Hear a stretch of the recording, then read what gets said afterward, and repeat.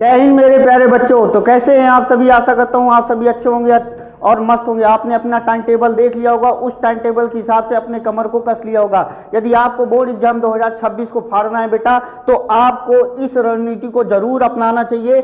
और जो बोर्ड ने आपके साथ किया है वाकई में वो गलत है, लेकिन यदि आपके साथ वही होना तय है बेटा, तो क्या मंजिल, क्या राह, क्या आपको करना वही होगा। अंत में युद्ध आपको ही लड़ना होगा। जब किसी राजा के दरवाजे पे जब सेना आके खड़ी होती है ना, तो उसको पीठ दिखा के भागना शोभा नहीं देता। इस समय आपके पास 2026 फरवरी में आपका पेपर लग चुका है।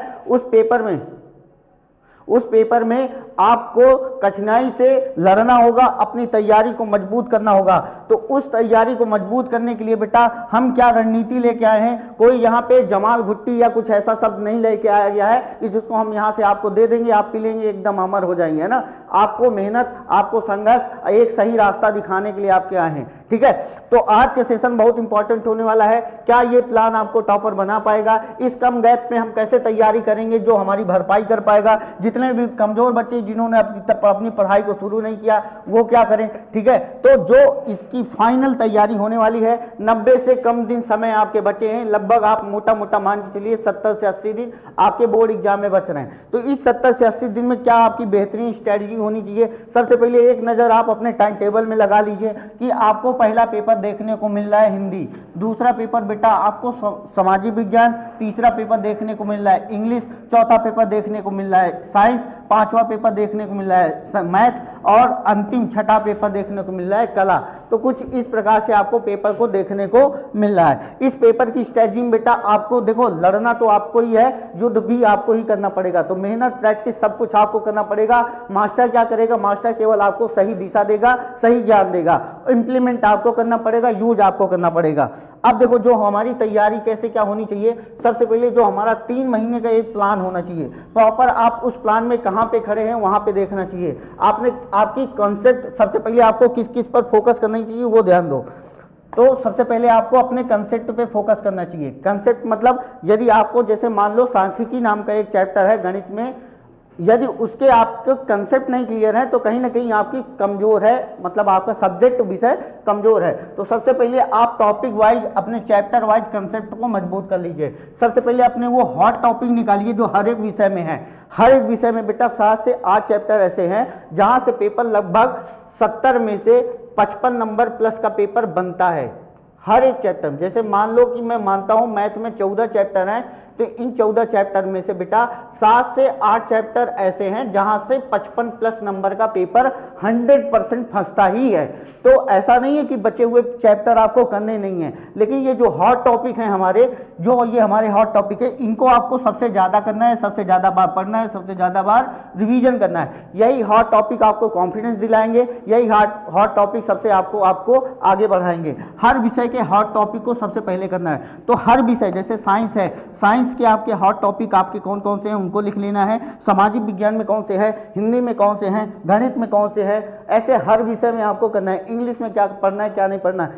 तो हर एक सब्जेक्ट का बेटा इस 90 दिन के लिए मैं आपको हर एक 50 दिन का एक रोड मैप लेके आऊंगा। मतलब कंप्लीट पूरा रोड मैप होगा जिसमें आपको हिंदी 50 दिन में खत्म होती दिखाई देगी, इंग्लिश 50 दिनों में घुटने टेकते हुए दिखाई देगा। मैथ तो आप कर ही रहे हैं, मैथ को आपको टेंशन लेने की जरूरत ही नहीं है, क्योंकि यहाँ पे मैथ आपको एकदम बेस्ट करा दी जाएगी। टोटल डिजिटल इस जो पैनल है ना, यहीं से सारा क्वेश्चन 2026 में दिखने वाला है। बाकी साइंस है, हिस्ट्री है, बाकी सामाजिक विज्ञान है, सारे विषय आपको धीरे धीरे मैं उसका सारा रोड मैप बना के दे दूंगा ताकि आप पूरा उसको कर सके। दूसरी बात यह है आपको करना क्या क्या है। सबसे पहले आपको सिलेबस प्लस हॉट चैप्टर करते जाना है। सबसे पहले आपको जैसे मान लो गणित में 8 चैप्टर हैं, उन 8 चैप्टर को कंसेप्ट को करना है, वही 8 आपके सबसे महत्वपूर्ण टॉपिक हैं। तो उसके बाद क्या होना चाहिए, जैसे आपने पहला चैप्टर कर लिया तो उसका रिवीजन भी चलते रहना चाहिए। रिवीजन 3 बार होना चाहिए बेटा, पहला वीकली, दूसरा 15 दिन में, तीसरा 30 दिन में। मतलब वीकली 15 दिन और उसके बाद मंथली। तो हर 3 बार रिवीजन होना चाहिए। एक टॉपिक का रिवीजन 3 बार करोगे तो 3 बार करने के बाद वो टॉपिक कहीं ना कहीं से आपका मजबूत हो जाएगा और वो कभी गड़बड़ होने वाला नहीं है। दूसरी सबसे मजबूरी बात ये है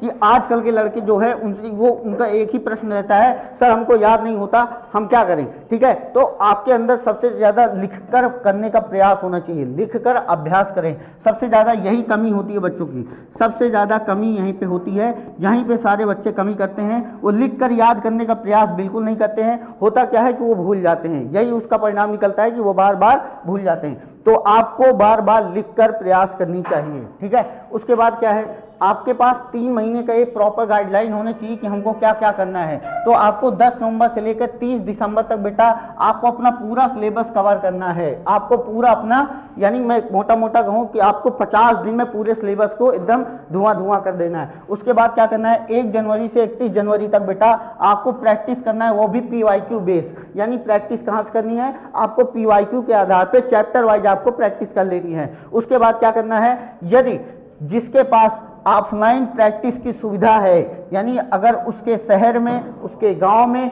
ऐसा कोई टीचर उपलब्ध है कि वो ऑफलाइन पढ़ाता हो, तो सबसे पहले बेटा ऑनलाइन को लात मार के चुपचाप आंख मूंद के ऑफलाइन ज्वाइन कर लो। यदि ऑफलाइन आपको अच्छा टीचर मिल रहा है पढ़ाने के लिए तो, यदि ऑफलाइन नहीं है तो ऑनलाइन आपकी मजबूरी है। आप ऑनलाइन कहीं से भी पढ़ें जहां आपको बेस्ट समझ में आता है। ठीक है, तो आपको सबसे पहले ऑफलाइन ज्वाइन करना चाहिए। ऑफलाइन आपको प्रैक्टिस भी करना चाहिए, जैसे आपको 3 घंटे बैठ के पूरा पेपर करना चाहिए, 3 घंटे 15 मिनट पूरा बैठ के पेपर करना चाहिए। तो ये आपकी प्रैक्टिस कराएगा। ठीक है, बहुत से बच्चे क्या करते हैं कि डायरेक्ट एग्जाम में पेपर देने जाते हैं, फिर उनकी समस्या एक सामने दिखाई देती है कि भैया हमारा पेपर छूट गया, वहाँ पे इतना कॉपी लिखने में समय चला गया, लाइन खींचने में समय चला गया। जब आप पहले से प्रैक्टिस नहीं करेंगे तो आपके साथ यही सारी दिक्कतें आएंगी। तो आप ऑफलाइन प्रैक्टिस करते रहिए। दूसरी बात यह है कि जैसे बहुत सारे बच्चों का ये क्वेश्चन आता है कि पढ़ते तो हैं, याद नहीं होता है ना। तो अभी मैंने बताया सब एक ही इसका इलाज है, केवल एक दवाई, लिख कर याद करें, लिख कर याद करें, बस, और कोई दवाई नहीं इसकी। ठीक है, ना कोई जड़ी बूटी है, ना कोई दवाई है। ठीक है, ना ये एलोपैथिक में है ना होम्योपैथिक में है। तो केवल आपको ऑफलाइन इन्हीं हाथों से, अपने कोमल कोमल हाथों से, इन्हीं से आपको लिख लिख कर याद करना है। मैं अपनी बात बताता हूं, जब मैं इंटर में था बच्चा तो मैं 30 किलो रब भरा था केवल लिख लिख कर। फिजिक्स में मेरे 92 नंबर आए हैं केवल इसी वजह से। यदि आप लिख लिख कर काम करेंगे तो 100% रिजल्ट भी आप फाड़ के रख देंगे। यदि आप लिख लिख कर काम नहीं करेंगे, बहुत से बच्चों को मैं आजकल देखता हूं, हमारे घर में नए जमाने के बच्चे हैं, ठीक है, फ्री फायर, पता नहीं कौन कौन फायर चला था उनके दिमाग में, और उसके बाद जब वो पढ़े बैठो तो पहली बात स्कूल का होमवर्क, उसके बाद कोचिंग का होमवर्क, उसके बाद कभी उनको हमने याद करते नहीं देखा। दूसरी बात, कभी जब याद कर जाइए तो ऐसे ले लें एकदम आराम से, चल रहा है, कभी नहीं याद होगा। आज पढ़ोगे, अभी 10 मिनट बाद भूल जाओगे। आप याद करो, आप याद भी करते होगे तो टीचर को बताने से पहले भूल जाते होगे। अच्छा, कुत्ते इतने रट्टू तोता हूँ, कहिए बस एक शब्द बता दो सर जी, एक अक्षर।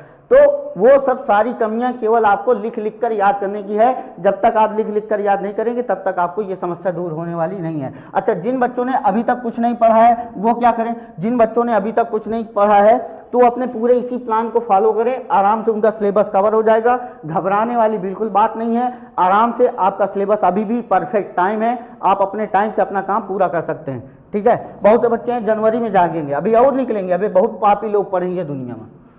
ठीक है, यदि ऑफलाइन आपके पास सुविधा उपलब्ध है तो वहीं जाके सबसे पहले कोचिंग ज्वाइन कर ले, नहीं तो आप ऑनलाइन पढ़ते रहें, चुपचाप ऑनलाइन पढ़ते रहें, जो इंपॉर्टेंट टॉपिक है उसको ऑनलाइन भी देखते रहें। तो कुल मिला के कुछ इतने सजेशन थे आपके, ठीक है, जो बोर्ड एग्जाम में आपको सफलता 100% दिलाएंगे। तो क्या आपकी प्रॉपर गाइडलाइंस होनी चाहिए, ये आपको मैंने बताया है। इस वीडियो के माध्यम से कुछ ना कुछ आपने सीखा ही होगा, और आशा करता हूँ कि ऐसे ही वीडियो आपको मैं पूरा बनाता हूँ। अब बाकी और विषय मतलब सब्जेक्ट वाइज मैं आपको कंप्लीट रोड मैप देता रहूँगा, किस सब्जेक्ट में कौन कौन से हॉट टॉपिक हैं, कौन कौन से टॉपिक आपको ज़्यादा पढ़ने चाहिए, किस टॉपिक में सबसे ज़्यादा रिवीजन करना चाहिए, कहाँ पे आपको सबसे ज़्यादा फोकस करना चाहिए, कहाँ से आप मॉडल पेपर प्रैक्टिस करेंगे। यदि ऑफलाइन, यदि आप हमारे खागा आसपास के क्षेत्र के हैं तो आप हमारे सेंटर में आके अपने ऑफलाइन सुविधा से, हमारे यहाँ प्रैक्टिस बैच भी चालू है, प्लस कोर्स भी कराया जा रहा है, तो आप वहाँ से आके अपने कोर्स भी, संपूर्ण कोर्स को कर सकते हैं। ठीक है, तो मिलते हैं बेटा आपसे नेक्स्ट वीडियो में, तब तक ले जय हिंद।